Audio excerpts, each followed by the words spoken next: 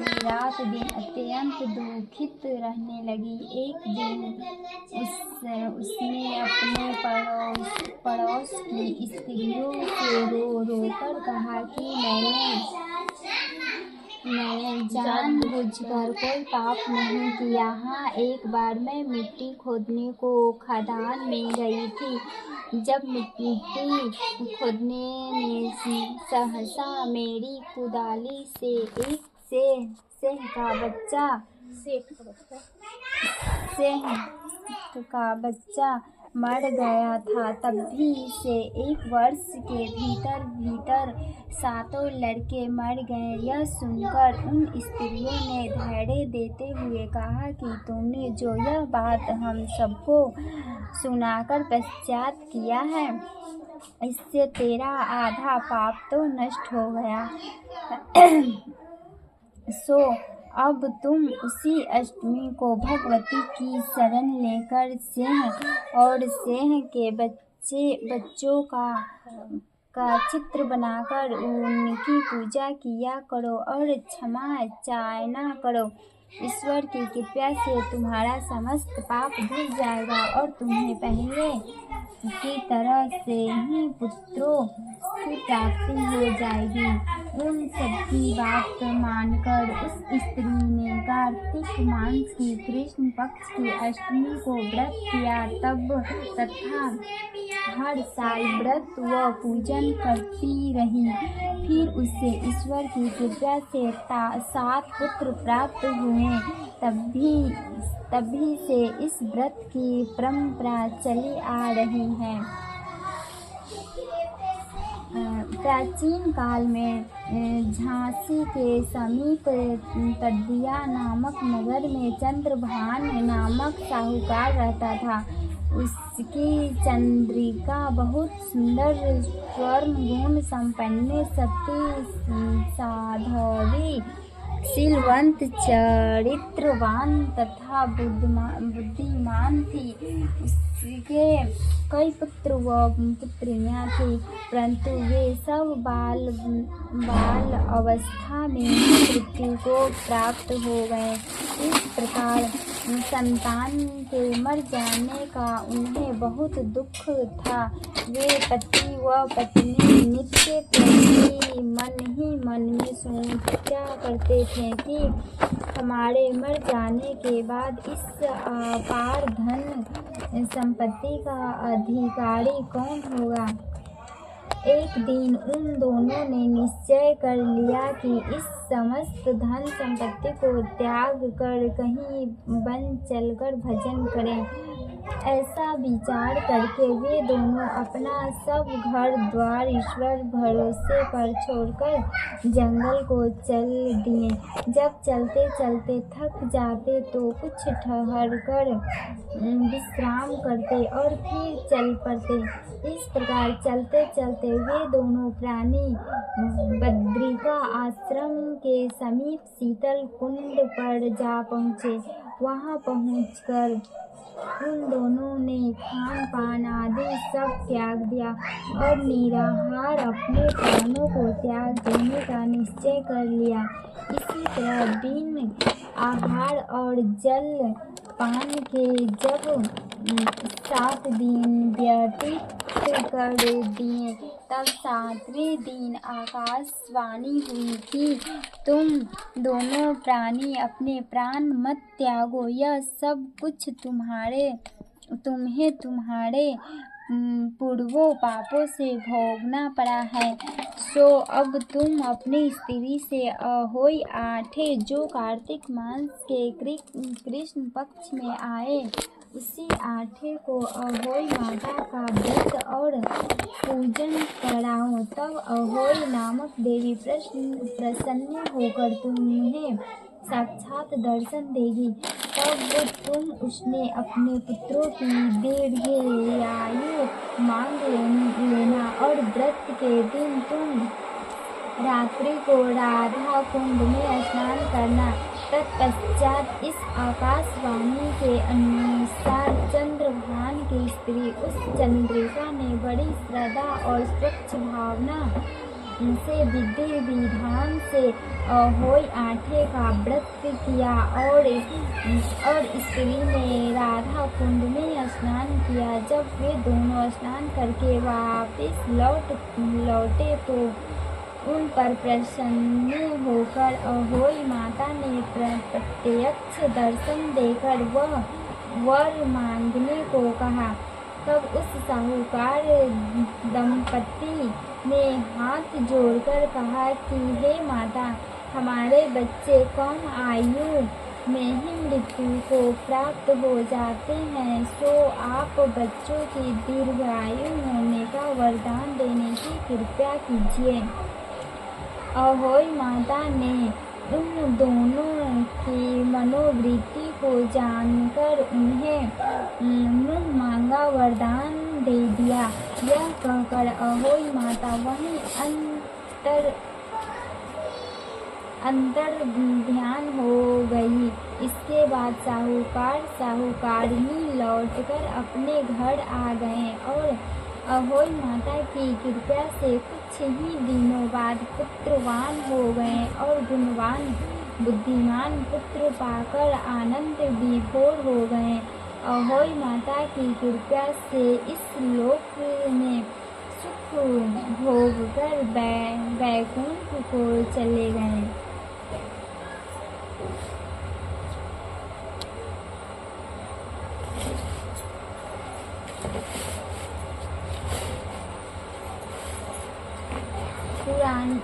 पुराने जमाने में एक साहूकार था, जिनका 7 बेटा और उन 7 बेटों की 7 बहू थी और एक थी बीवी की बेटी। वे सभी ठंडे माटी लयावन तानी गई। माटी खोदने में उन 7 बहुओं की नंदन जी के हाथों स्याव को बच्चों मर गए। अय्या आपनो बच्चा मरा जान के स्याव माता बोली, हे मेरो बच्चा मार दियो, ई के बदला में मैं थोको कुख बांधूंगी। स्याव माता की बात सुनस ननद अपनी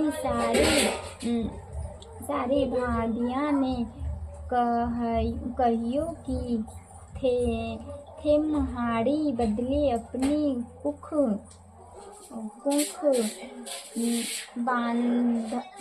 बंधाल्यो। जना बहू 6 भाभियों तो नाट गई, पन छोटी भाभी सोची कि मैं नंदन जी के बदले में कुख नहीं बांधूंगी तो महा की सासू जी महासु रुस जाती। यह सोचकर सबसे छोटी भाभी अपनी सूख बांधाली बी के पीछे। जब बी कैटावड़ होवते अहोई साते में मर जा तो एक दिन दिने पंडित बुलाए।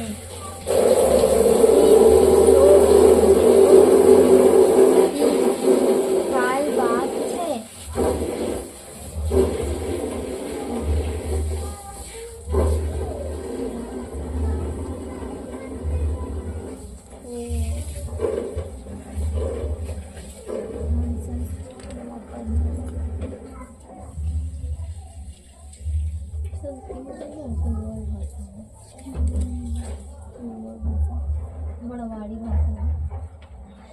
भाभी अपने कुख बंधाली बी के पीछे। जब बी के टावर होवतो अहोई साते ने मर जातो एक दिन पीनी पंडित बुलायो, इनकी भी सो बूझियो की, इकाई बादशाह की महा कै जो टावर हो, वैसो अहोई साते न मर जाए है। विकी साथ में सुन के पंडित बोलाए कि स्याऊ माता कने था कि कुख बंधोड़ी है। जब स्याऊ माता ठाकुर कुख छोड़ दे तो ठाकुर डावर जीवो सोथे सूर ही गाय स्याऊ माता को भायली छह, सोतु सुर ही गौ की सेवा करियो करे तो था कि कुख छोड़े तो था कि कामना पूर्ण हो। जब ही थोके टावर दीर्घायु हो, ब्राह्मण के बताए अनुसार खूब दिया उठकर सूर ही गौ माता का सारो काम काज निपटा जाती। सुरही गौ माता सोचियो कुन महारे तेरी सेवा करे हैं, और बहू तो जीदान काम करते रोज लड़वा करे हैं। आज देखियो कौन सी महारी सेवा करे हैं। जद गौ माता खूब सुधियो दखे तो साहूकार के बेटे की छोटी बहू सेवा करवाने आवे हैं। वहाँ को सारे काम कर जाए हैं। जन गौ माता बोली थे, महारो इतना काम करे हैं, सो बती तेरी काई इच्छा है। मैं थासु बहुत राजी हूँ, जो आज मांगे सो मांग ले। जद साहूकार का बेटा की बहू बोली कि देखो छह तो महाने वचन दे दियो तो मैं मांगू। जना गौ माता बोली, मैं थाने सत्य वचन दिए। जद वह छोटी बहू बोली कि स्याऊ माता था कि भयली छ, और स्याऊ माता का नए महाड़ी कुख बंधयोड़ी है, सो थेत महाड़ी कुख छुड़ा दियो। जना बीके साथ पुण्य के गौ सिवे साथ समंदरा पार आपकी भायली कने ले जान लगी। सो रास्ता में घनी कड़े प्यास देख करके एक रूंखड़ा के नीचे बैठेगी।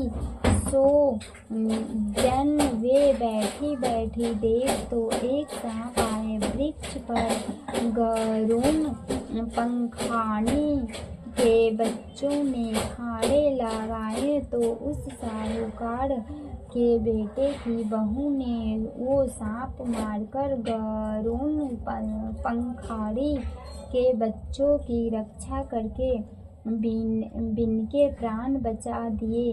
जना गरुड़ पंखाड़ी आई तो साहूकारनी के चोंच मारवा लागी। साहूकारनी बोली कि मैं थारा बच्चा को नी माराया। जना बच्चा में सांप डसन लाग्यो तो माने चाप माड़कै ने थारा बच्चा बचाया है। जहाँ गरुड़ पंखानी बोली थे महाड़ा बच्चों ने बचाया है, तो मांग के मांगे हैं। जनवा बोली कि 7 समंदरा पार थाकी भाईली स्याऊ माता हवे हैं, सो तुम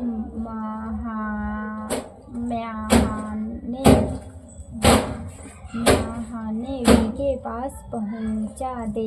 जना गरुड़ पंखाड़ी उन दोनों ने अपनी पीठ पर बिठा के स्याऊ माता कने पहुँचा दी। उन दोनों ने आई जान के स्याऊ माता बोली, आओ बहन दीना में आई। फिर गौ माता से बोली कि महाड़ा सिर में तो बहुत जू पड़गी।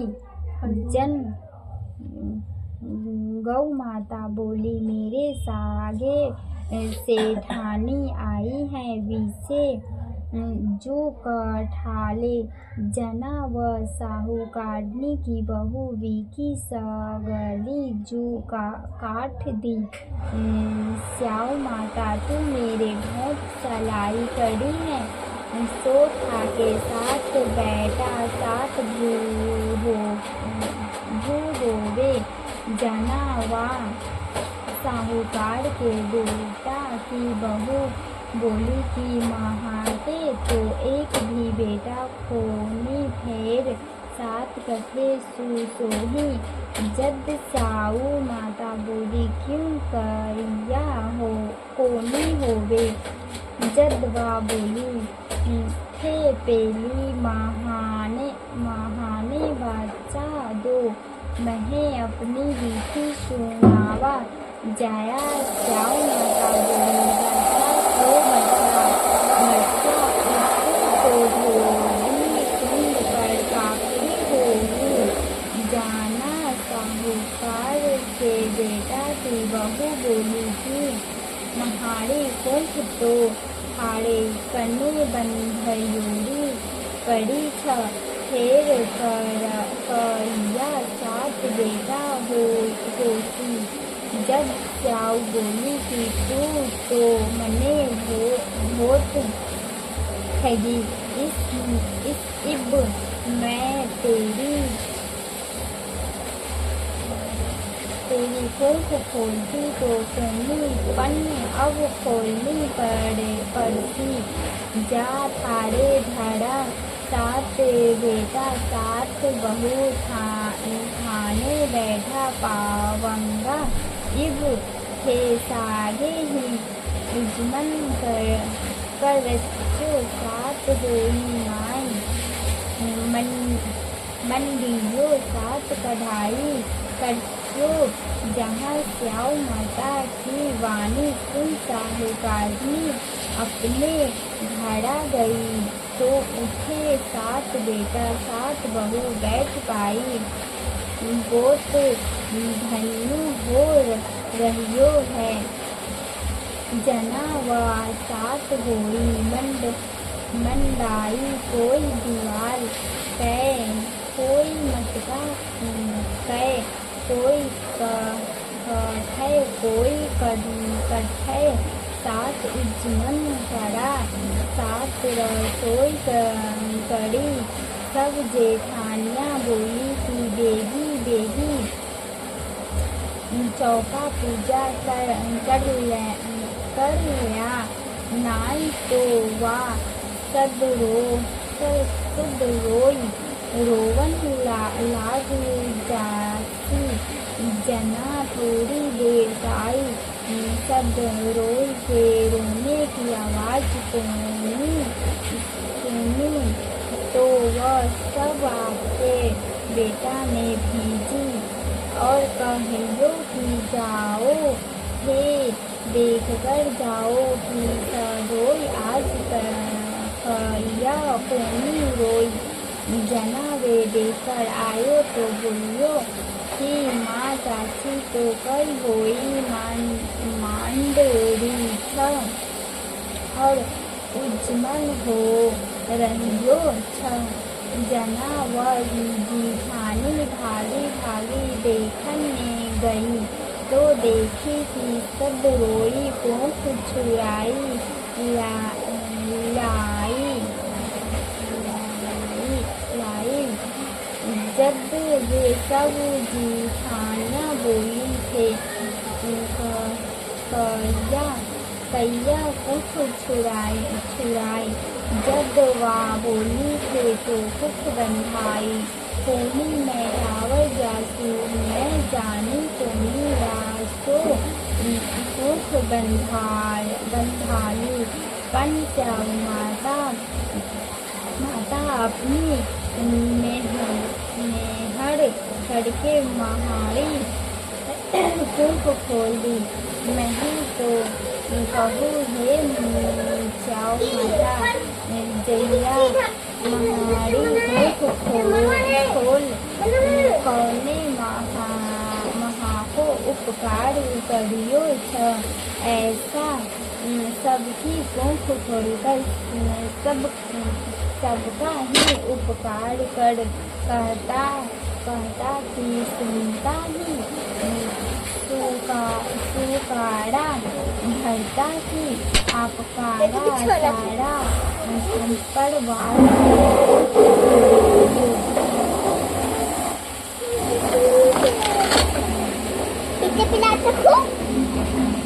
प्राचीन काल में एक साहूकार के 7 लड़के और 7 बहुएं थी और एक बेटी थी। दीपावली से पहले कार्तिक मास को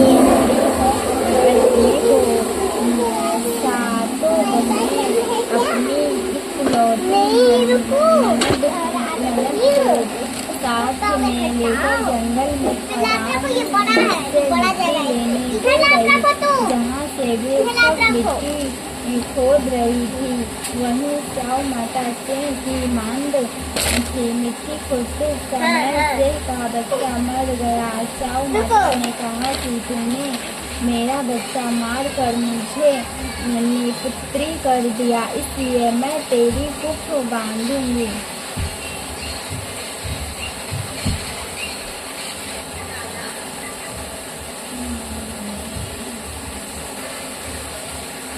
तब वो ननद अपने 7 भाभियों से बोली कि तुमने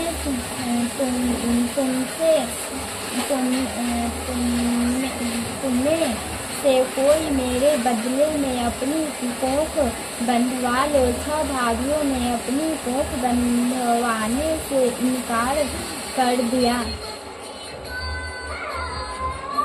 परंतु छोटी भाभी सोचने लगी थी, यदि मैं अपनी ननद का कहना नहीं मानूंगी तो कहीं सासू जी मुझसे रूठ न हो जाए। इस विचार से उसने अपनी ननद के बदले में अपनी कोख बंधवाली। इससे जब उसके लड़का हुआ तो वह 7वें दिन मर गए। इसी प्रकार इसमें 7 लड़के हुए और मर गए। एक दिन उसने ज्योतिषी को बुलवाकर मरवाड़ी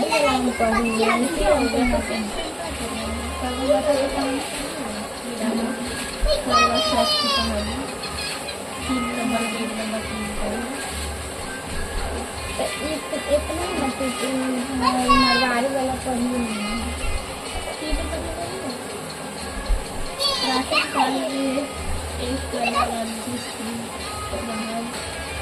पतिवर्ती थी। वे अपने पति के साथ नदी के किनारे एक गाँव में रहती थी। एक दिन उसका पति गए से बोला,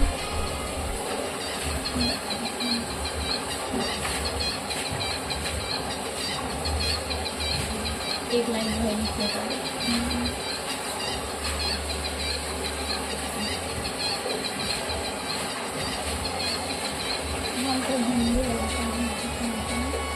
कड़वा चौथ प्राचीन काल में एक कड़वा नाम की स्त्री महान पतिव्रता थी, जो अपने पति के साथ नदी के किनारे एक गांव में रहती थी। एक दिन उसका पति नदी में स्नान करने को गया। दैव योग से स्नान करते समय वहाँ एक मगर ने उसका पैर पकड़ लिया। तब वह मनुष्य कड़वा कड़वा करके अपनी पत्नी को चिल्ला कर पुकारने लगा। अपने पति की आवाज़ को सुनकर उसकी पतिव्रता स्त्री कड़वा भागी हुई चली आई और उस पतिव्रता ने अपने ही मगर को कच्चे सूत्र के धागे से बांध दिया। मगर को बांधकर वह अपने पतिव्रता धर्म के बल से यमलोक में पहुंचकर यमराज से बोली, हे भगवान, मेरे पति को मगर ने पकड़ लिया है। इस अपराध में आप अपने बल से मगर को नरक में डाल दो। कड़वा की यह बात सुनकर ये यम बोले कि अभी मगर की आयु शेष है, अतः मैं अभी उसको नहीं मार सकता। यमराज की बात सुनकर कड़वा बोली, यदि आप ऐसा नहीं करोगे तो आपको श्राप देकर नष्ट कर दूंगी। कड़वा की यह बात सुनकर यमराज भयभीत हो गया। अंततः उस पतिव्रता के साथ जाकर उस मगर को यमलोक को पठा दिया और उसके पति को दीर्घायु होने का आशीर्वाद दिया। उसी दिन से ये करवा चौथ मनाई जाती है और व्रत रखा जाता है। हे करवा माता, जैसे तुमने अपने पति की रक्षा की, ऐसे ही सबके पतियों की रक्षा करना।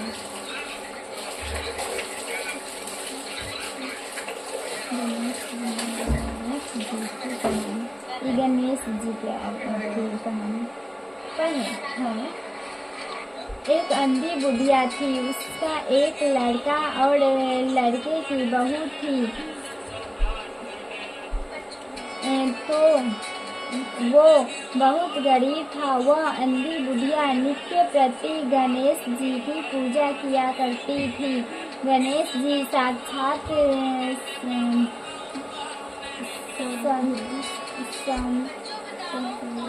सम्मुख आकर कहते थे कि बुढ़िया माई, तू जो चाहे सो मांग ले।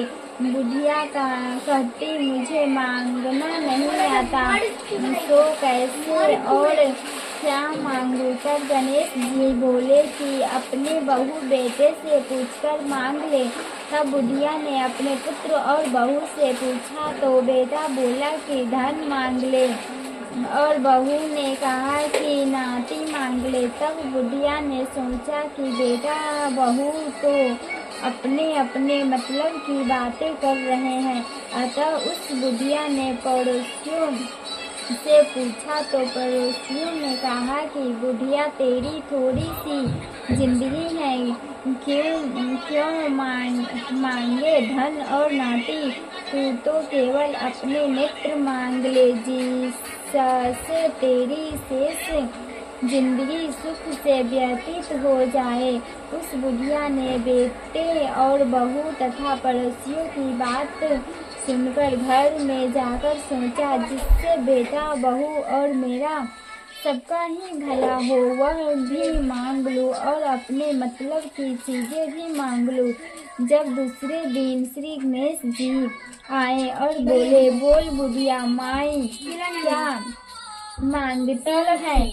हमारा वचन है, जो तू मांगेगी सो ही पाएगी। गणेश जी के वचन सुनकर बुढ़िया बोली, हे गणराज, यदि आप मुझ पर प्रसन्न हैं तो मुझे 9 करोड़ की मुझे न करो की माया दे, निरोगी काया दे, अमर सुहाग दे, आँखों में प्रकाश दे, नाती पोता दे और समस्त परिवार को सुख दे और अंत में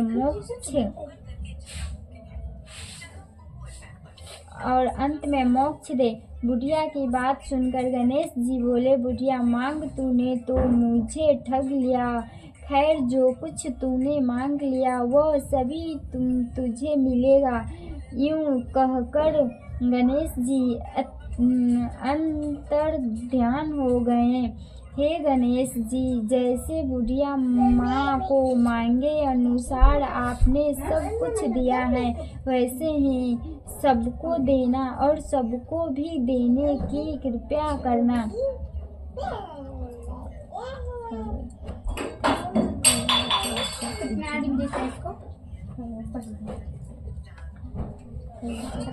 उज्जमन करने के लिए 13 जगह एक थाली में 4 पूरी, थोड़ा थोड़ा सीरा रख ले, उसके ऊपर एक साड़ी और रुपया जितना चाहे रख ले।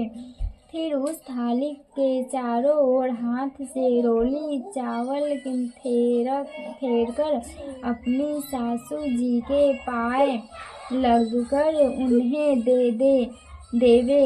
उसके पश्चात 13 ब्राह्मणों को भोजन कराकर दक्षिणा दे करके और बिंदी लगाकर उन्हें विदा कर दे।